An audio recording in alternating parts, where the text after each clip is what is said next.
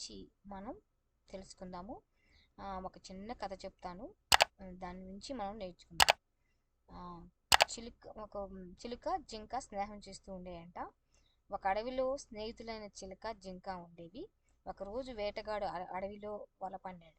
ఆహారం కోసం వెళ్తున్న జింక ఆ వలలో చిక్కుకుంది. జింకను భుజాన వేసుకుని వేటగాడు ఇంటికి బయలుదేరాడు. ఇదంతా చెట్టుపై నుంచి చూస్తున్న చిలుక తన మిత్రుడిని ఎలాగైనా కాపాడాలనుకుంది. వేటగాడు వెళ్తున్న దారిలో దెబ్బ తగిలి ఎగరలేకపోతున్న దానిలా నటించింది. చిలుకను చూసిన వేటగాడు భుజాన ఉన్న జింకను పక్కన పెట్టి చిలుక వద్దకు వెళ్ళాడు. అప్పటికే తప్పించుకోవడానికి ప్రయత్నిస్తున్న జింక ఒక్క ఉదుటిన పారిపోయింది. వేటగాడు పట్టుకునే లోపు చిలుక రివ్వున ఎగిరిపోయింది. ఈ కథ మూలంగా మనం తెలుసుకోవాల్సింది ఏంటంటే, నిజమైన స్నేహం ఆపద వచ్చినప్పుడు ఎట్టి పరిస్థితుల్లోనూ విడిచిపెట్టదనండి నీతి. ఈ నీతిని తెలుసుకోవడమే కాకుండా మన కోసము యేసయ్య కూడా మనం పాత నిబంధన గ్రంథంలో మనం చూసినట్లయితే ఏలియాకి కాకుల ద్వారా ఆహారాన్ని పంపించాడు. అలాగే యేసయ్య మనతో చెప్తున్నప్పుడు అడవి పువ్వులను పోషిస్తున్న దేవుడు, ఆకాశ పక్షులను పోషిస్తున్న దేవుడు. కాబట్టి వాటన్నిటికీ పోషించగలిగినటువంటి శక్తివంతమైన దేవుడు మన దేవుడు యేసయ్య.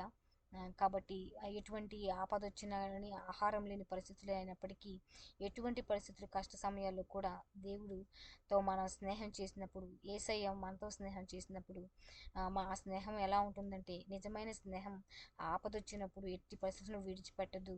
ఆయన మనల్ని మరణం పొందేంతగా మనల్ని ప్రేమించి ఒక నిజమైన స్నేహితుడిగా, నేను మిమ్మల్ని బానిసలని కాకుండా నేను మిమ్మల్ని స్నేహితులని పిలుస్తాను అని చెప్పినట్లుగా యేసయ్య ఉన్నట్లు, మనకి ఆపద వచ్చినప్పుడు అది మనల్ని యేసయ్య ప్రేమ మా పక్షుల ద్వారా సహాయం చేస్తాడు.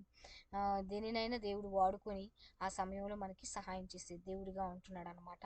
దీన్ని బట్టి యేసయ్య మనకి నిజమైన స్నేహితుడు అనమాట. కాబట్టి దీనిలో ఉన్న నీతిని బట్టి యేసయ్య మనకి ఎప్పుడైనా కష్టం వచ్చినప్పుడు, యేసయ్య నువ్వు నా నిజమైన స్నేహితుడివి, నువ్వు తప్ప నాకు ఎవరు లేరు అని మనం ఎప్పుడైతే మనం దేవునికి అప్పగించుకుంటామో అప్పుడు యేసయ్య తప్పకుండా సహాయం చేస్తాడనమాట. అటువంటి విశ్వాసం మనం కలిగి ఉందాము. థ్యాంక్స్ ఫర్ లిసనింగ్ అండి. Thank you. Praise the lord.